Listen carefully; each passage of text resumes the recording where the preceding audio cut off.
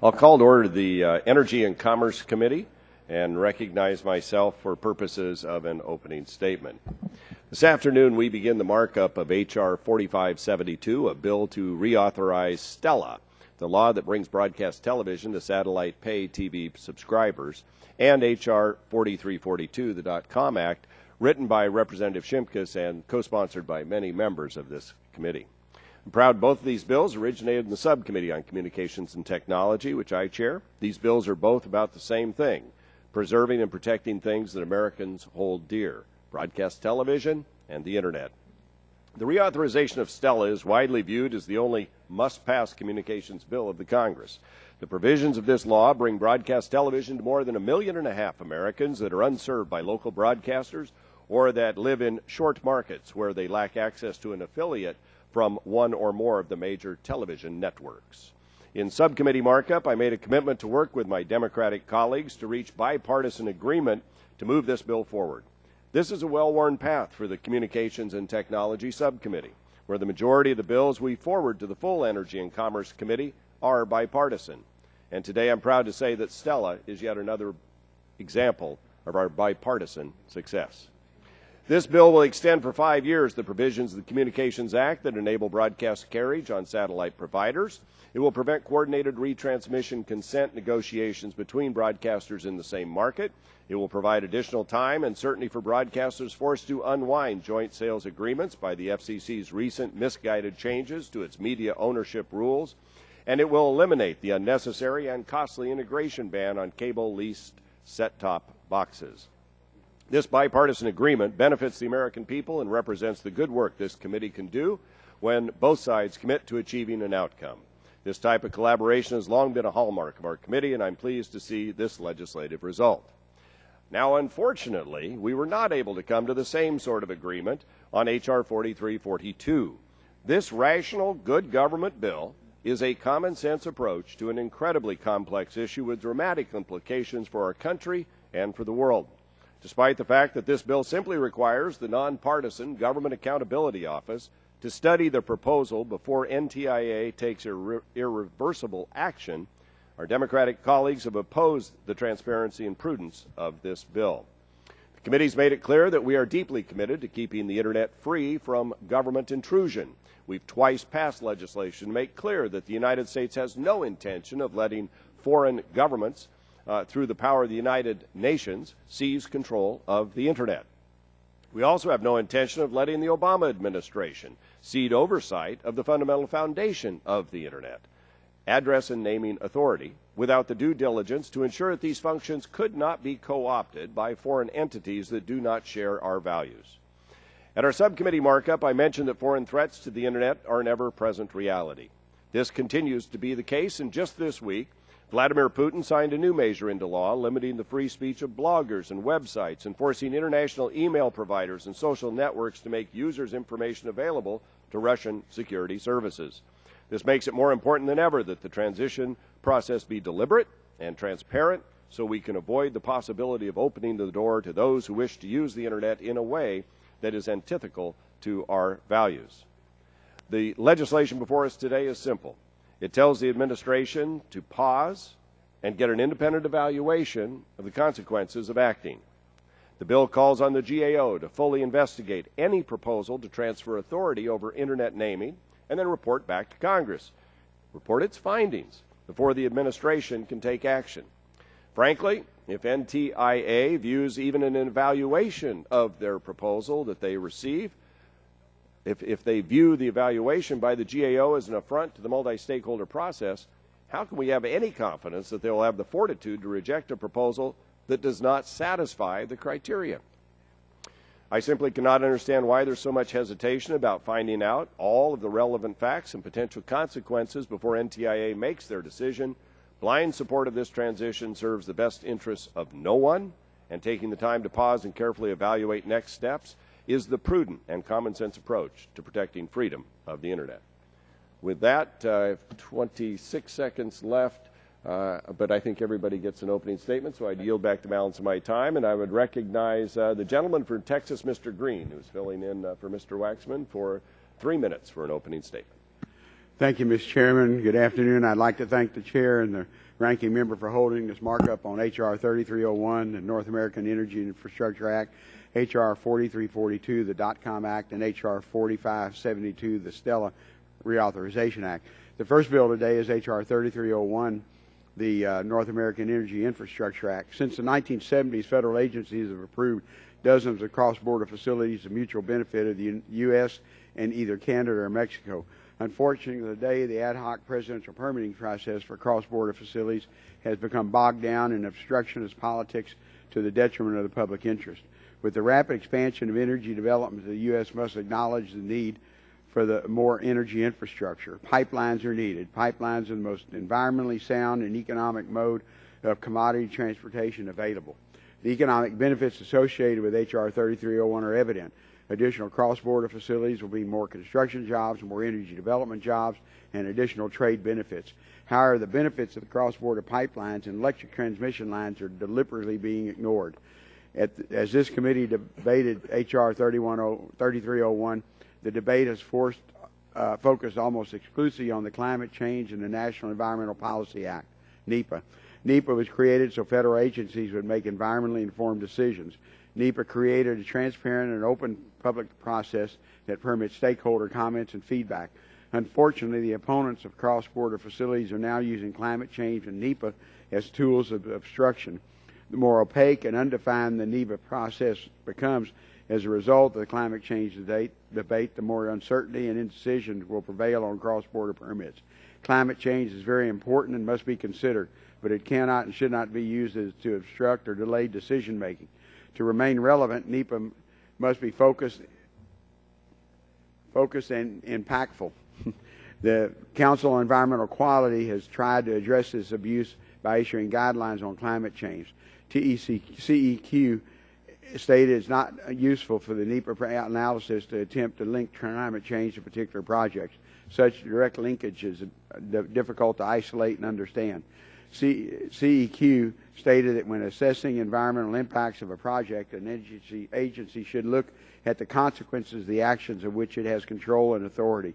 I'd like to point out that many federal agencies, including the State Department, Department of Energy, Federal Energy Regulatory Commission, the Army Corps of Engineers, the U.S. Fish and Wildlife, Environmental Protection Agency, and others have admirably conducted NEPA analysis without issue for years, except when obstruction and abuse are the goal. We should reject the abuse of the NEPA process. H.R. 3301 eliminates delaying tactics and provides federal agencies the flexibility needed to make informed decisions. Federal agencies will coordinate with the Department of Defense, EPA, interested parties, state and local officials to address a project's impact. H.R. 3301 will create a decision-making process that removes political calculations and obstruction, protects the environment, creates jobs and business community. I'd also like to thank you for marking up the reauthorization of Stella. I'd like to thank the hard work of members and staff on both sides of the aisle and made all the past several months on finding consensus, and I'll be voting in support of this legislation. I'd like to highlight the inclusion of language nearly identical to the cable card bill, which I introduced last year with my Ohio colleague, Congressman Bob Latta. This language will end the burdensome integration ban, which has cost consumers and business over $1 billion since 2007 and impeding innovation and efficiency. Mr. Chairman, I'd like to ask my full statement to be placed in the record because I know I'm over time. I yield back. Thank the gentleman, and glad to let him go over time as long as he's supporting our bills. That's good. We'll now turn to Mr. Shimkus from Illinois for his opening statement. Thank you, Mr. Chairman. First, let me say how pleased I am to see our committee was able to reach the bipartisan agreement to reauthorize Stella, and I want to commend you for that work. This is, as you noted, a must-pass piece of legislation, and I just commend staff and you for that good work.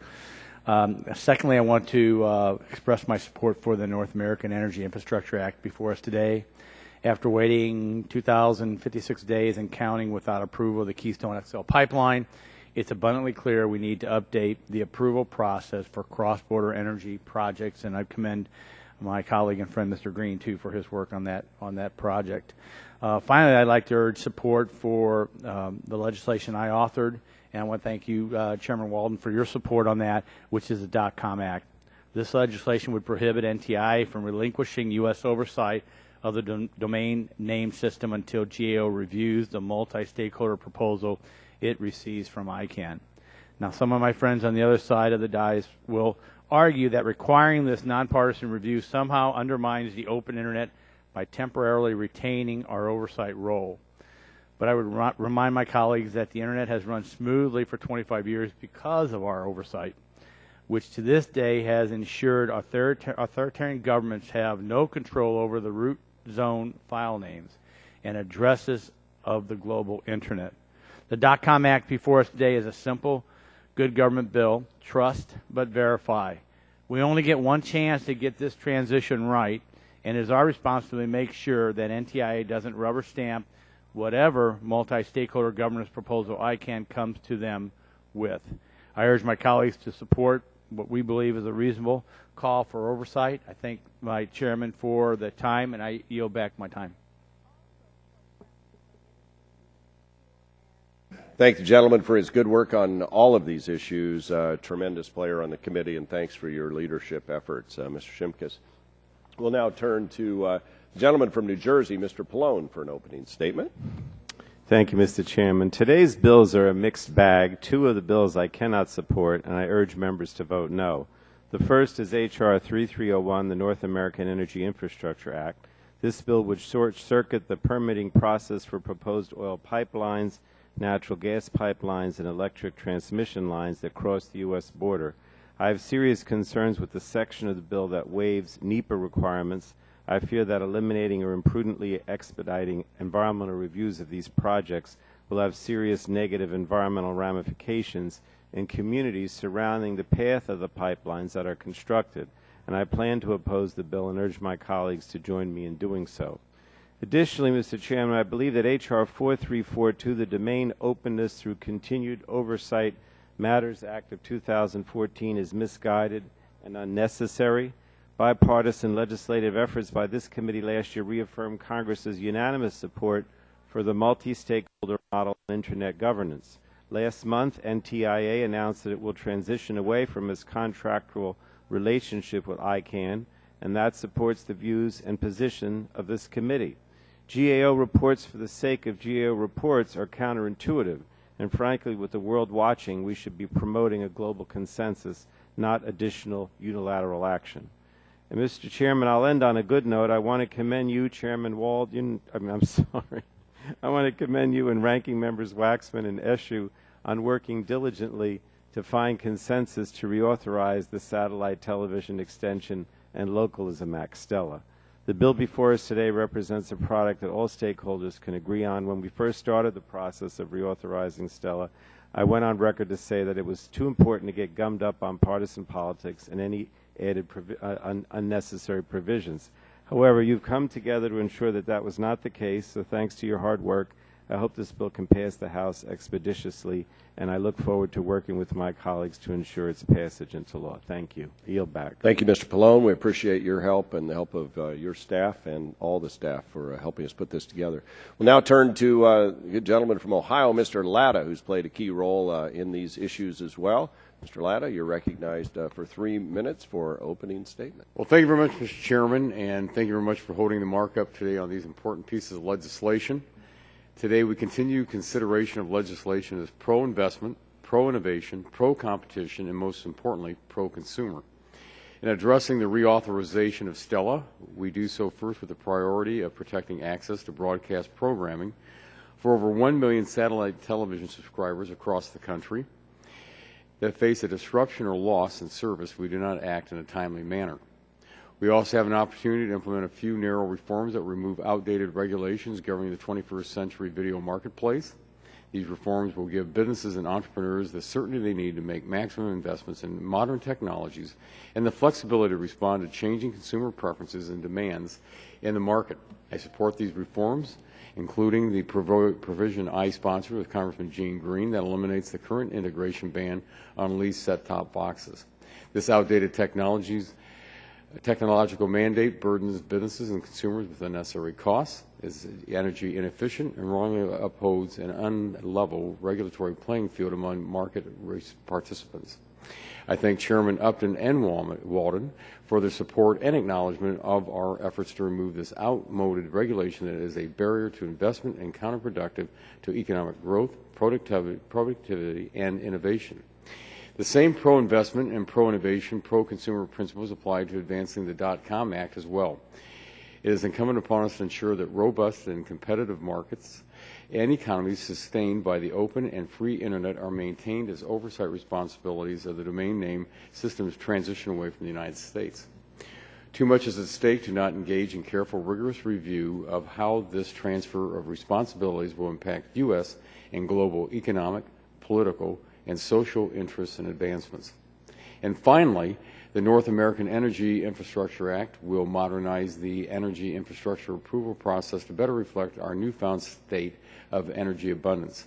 This much-needed legislation updates the regulatory framework in order to reduce barriers to energy developments and lock in related economic prosperity that is especially beneficial to energy manufacturing districts like the one that I represent.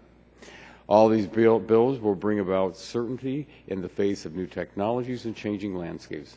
They embody the type of good governance hardworking American taxpayers deserve, and I urge my colleagues' support. Mr. Chairman, with that, I yield back. Thank the gentleman for his words and for his good work. And we'll now turn to the ranking member of the full committee, Mr. Waxman, for an opening statement. Thank you very much, Mr. Chairman. Today we start consideration of 3 bills.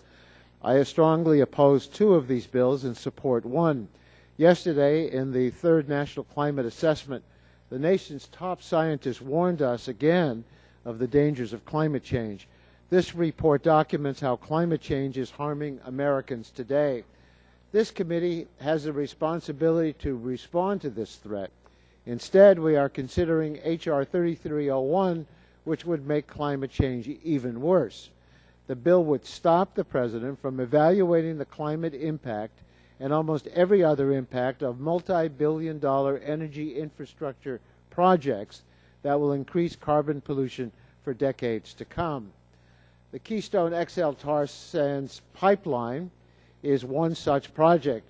Over the last few years, House Republicans have repeatedly tried to mandate approval of Keystone XL. This bill goes even further. It creates a new process to rubber stamp every pending and future tar sands pipeline. H.R. 3301 requires rushed approvals of tar sands pipelines with no federal environmental review, no public comment, and no consideration of legitimate concerns such as climate change or even safety.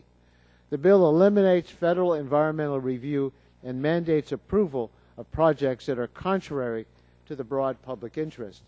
This bill virtually guarantees that Keystone XL and other controversial pending tar sands pipelines are approved within about 1 to 2 years. Under this, quote, zombie pipeline act, end quote, even if the administration rejects Keystone XL because it is not in the public interest, Keystone XL can rise from the grave and reapply. It would then be rubber stamped under the new process. H.R. 3301 also applies to cross-border natural gas pipelines and electric transmission lines, and the bill would allow for unlimited exports of liquefied natural gas through Canada and Mexico with absolutely no controls or conditions. The administration has expressed serious concerns about H.R. 3301, explaining that the bill, quote, would unnecessarily limit the ability for the executive branch to make reasoned and responsible decisions, end quote. I share those concerns and hope members will vote against this bill. We will also mark up 2 telecom bills tomorrow. I'm pleased to join Ranking Member Eshoo, Chairman Upton, and Chairman Walden in becoming an original co-sponsor of the Stella Reauthorization Act of 2014. The bill reflects the bipartisan agreement that we reached on a number of key issues concerning the video marketplace. This bill will prohibit the collusive practice of joint retransmission consent negotiation by 2 or more broadcasters in the same market. It also provides enhanced notice and compliance procedures for broadcasters to unwind joint sales agreements that do not comport with FCC requirements, and it does offer new incentives for cable operators to design more energy-efficient set-top boxes. This legislation will benefit the TV viewing public. I want to thank Chairman Upton and Chairman Walden for their work with Democrats to produce a bipartisan agreement we can all stand behind, and I want to thank Ranking Member Eshoo for her leadership in spearheading our efforts. Unfortunately, the second telecom bill we will consider, the .com Act, is not bipartisan. This bill makes false assumptions about the role of the United States government in the management of key Internet functions today, and it contradicts Congress's past support of the multi-stakeholder model for Internet governance. If passed, it will undermine our diplomats' efforts to ensure a global open Internet. The administration formally opposes the bill, and so do I. Rather than pushing forward with a partisan bill that has zero chance of enactment, we could join together to ensure that ICANN has the proper tools to protect and enhance a free and open Internet.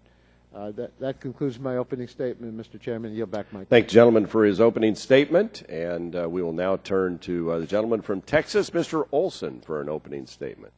I thank the chair.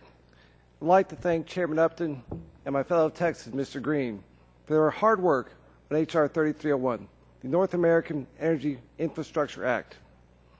In the 113th Congress, I have talked again and again and again about the importance of energy and trade to the modern American economy. American energy means good-paying jobs and economic growth. As a Texan, I know what the shale boom in the Eagle Ford and Permian Basin have meant to my home state. Texas pulled America out of the recession with energy jobs. And trade is also critically important. The Port of Houston alone brings in nearly $200 billion to the state of Texas. Our port leads the nation. The jobs this creates at home and the influence it gives us abroad cannot be replaced. Today, American energy and trade can be an amazing force for good. The other week, we took up Mr. Gardner's H.R. 6 to send natural gas abroad. Today, we're looking closer to home. It doesn't make sense that sending electricity or oil or gas to our neighbors should be a permitting nightmare. Mexico is one of our leading trading partners. Canada is a key ally. They stood tall with us in the war in Afghanistan. 158 Canadians have died in Afghanistan. Only America has lost more. It's embarrassing that the idea of buying electricity from our closest friends is so difficult. And it's a perfect example of the death by permit we face here in America. And that's why this bill is so important. And contrary to the cries of critics, H.R. 3301 does not create a Wild West for energy projects. We will study the environmental impacts of a pipeline, and will still oversee the construction of transmission lines. What we won't do is keep a system in place where it takes time to raise a child, takes the same time, less time, to raise a child from cradle to kindergarten than it does for Washington to approve a pipeline project. Today's bill just snips one piece of the red tape from a long, complicated process. A lot more cutting has to be done. Look forward to voting yes on all three bills tomorrow. I yield back. Thank the gentleman for his kind comments and strong words and his good work on the committee. We'll now turn to Ms. Schakowsky, I believe, is next in order on the Democrat side, and we look forward to your comments. Please go ahead. Thank you, Mr. Chairman. While, like Mr. Waxman, I support one of the bills and oppose two that we'll be considering tomorrow, but I want to focus especially on 3301, the North American Energy Infrastructure Act. Yesterday, the U.S. National Climate Assessment was released. For those of us who took time to review it, it was a reminder of the dire situation we face as a civilization if we fail to act promptly to combat climate change. We're already feeling the impacts of climate change. longer and hotter summers, more severe storms, and massive drought and wildfires. If the world continues on its current path, by 2010, the oceans will rise as much as 4 feet, water shortages will increase rapidly, and the hottest days could be more than 10 degrees hotter. A Harvard study found that by the end of the century, my hometown of Chicago could suffer thousands of additional heat-related deaths each year as a result of climate change. Science dictates that in order to turn the tide on climate change, we have to reduce carbon and other toxic emissions. We know how to do that by committing to renewable energy technologies like solar and wind, and by implementing energy efficiency strategies like the Schools and Buildings Efficiency bills that we passed out of this committee last week. We should be working together more often to achieve those goals. Instead, we return this week to reckless policies that would have us double down on our reliance on fossil fuels and accelerate the climate crisis. H.R. 3301 would remove the requirement for oil, gas, or electric transboundary pipelines to obtain a presidential permit. It would also establish arbitrary timelines for the approval of any pipeline application, regardless of the complexity of the project. And finally, it would transition from a national interest determination to a national security determination, which would have the effect of removing any consideration of environmental, public health, safety, and other non-security impacts of a proposed pipeline. Not to miss an opportunity, the bill would set an arbitrary timeline for the President to make a decision on the Keystone XL pipeline, Alberta Clipper, and all other pending pipeline projects on the grounds that they are not in the national interest. And then they can be resubmitted to the agencies without a single change and be approved under the less restrictive determination called for under this bill if the President should reject the project. So we can't afford the decades-long commitment to tar sands, the dirtiest oil on earth, that this bill would expedite. It's a recipe for disaster, and it will send the wrong message to the world. As I've said countless times, this committee has a unique opportunity to lead on this issue, to lead the world on this issue, and to leave a legacy that will make our children and our grandchildren not only proud, but healthier. We should take that opportunity and reject irresponsible legislation like this. And I yield back. Gentleman yields back the balance for time. Chair now recognizes the chairman from the great state of Michigan, Chairman of the full committee, Mr. Upton, for opening comments. Well, thank you, Mr. Chairman. I apologize that I was late, but let me just say today we're going to continue our efforts to boost job creation and modernize government for the innovation era as we begin consideration of 3 very important pieces of legislation. First, we're going to consider bipartisan legislation that I authored with my colleague Gene Green, the North American Energy Infrastructure Act, which is a critical component of our efforts to construct the architecture of abundance. And while this legislation does not directly impact the Keystone XL pipeline, the project's 5 years of delays underscores why this bill is so necessary as we seek to fulfill our energy potential. As it stands, cross-border pipeline or transmission lines projects can be subjected to open-ended federal delays that far exceed that of comparably sized projects that stay within the U.S. H.R. 3301 is a targeted solution. It takes the poorly defined process of reviewing cross-border projects that was cobbled together from executive orders and replaces it with a concrete pathway and clear congressional authorities. It puts an end to the unjustified delays of much-needed pipelines, and for electric transmission lines, it strengthens current arrangements, encouraging an integrated North American electric grid.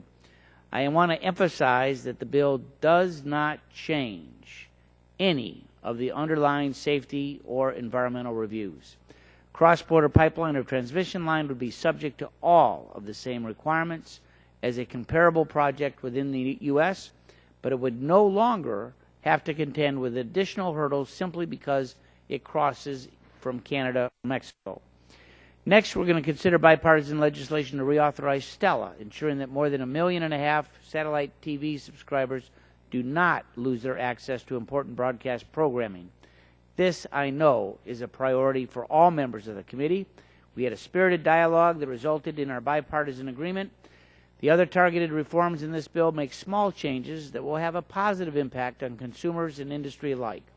Eliminating the costly cable card integration ban repeals unnecessary regulations and allows for greater innovation in cable set-top boxes. In addition, changes to retransmission consent negotiations help level the playing field and ultimately certainly benefits consumers. It's good policy. I want to thank particularly Chairman Walden and Ranking Members Waxman and Eshoo and their staff for their work on this agreement.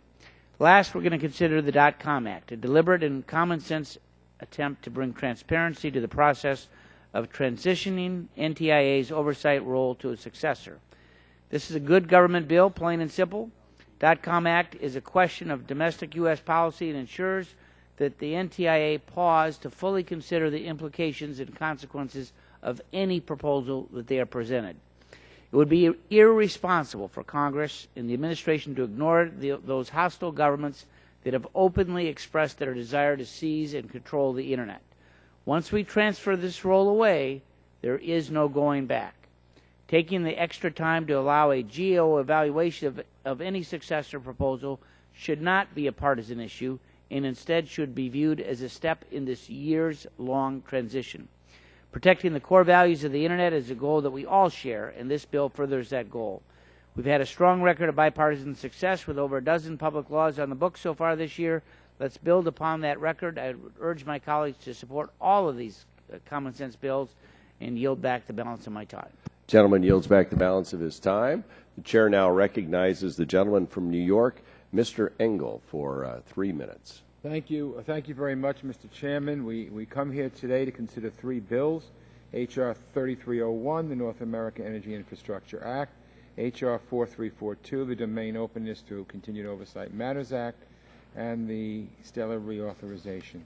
I want to use my time here to talk about the North American Energy Infrastructure Act and to express my strong concern over various provisions in the bill, the purpose of which is to more quickly approve pipelines. I voted against H.R. 3301 at the Energy and Power Subcommittee markup last winter. The bill significantly shortens the relevant agency's abilities to review major transnational oil and natural gas pipelines and electric transmission lines to 120 days. Under this incredibly short timeline, the Department of Commerce and Energy, as well as FERC, would not have sufficient time to review applications, nor would the public have sufficient time to comment on pending applications. This rushes what is an incredibly complicated and technical process, and I believe does so in a way that could have significant ramifications for the environment and for local communities. This bill also eliminates the presidential permitting process and replaces it with a process that eliminates consideration of environmental impacts and would essentially approve any pending project not acted on by the administration as of July 1st, 2016. With respect to natural gas exports, I have said in the past that the United States does have a role to play. Last week our committee marked up H.R. 6, and I expressed my interest in the bill, but ultimately voted against it because the timeline for DOE action, in my opinion, was too short. Should that timeline be fixed prior to final passage, I certainly will give the bill thoughtful consideration. In that bill, we removed the problematic language that granted automatic access to any WTO member nation to our natural gas exports. However, this bill would allow almost unrestricted amounts of LNG exports to Canada and Mexico, which could then be re-exported to any country without any Department of Energy review of our national interest. To me, that would undo any benefit we could achieve should we reach a bipartisan compromise on H.R. 6, and urge my colleagues to consider that as we go forward. While I remain very open to the idea of LNG exports and believe we can find a bipartisan path, this bill is not just an LNG bill. It undercuts incredibly vital environmental review for oil and electric lines, undercuts the presidential permitting process, and opens our natural resources to export with almost zero review for the U.S. national interest. For these reasons, I oppose this legislation. I also remind my colleagues again that I do remain committed to working on H.R. 6 so we can find meaningful ways to address LNG exports in a bipartisan way while not getting bogged down in a bill that undercuts important regulatory and environmental authority.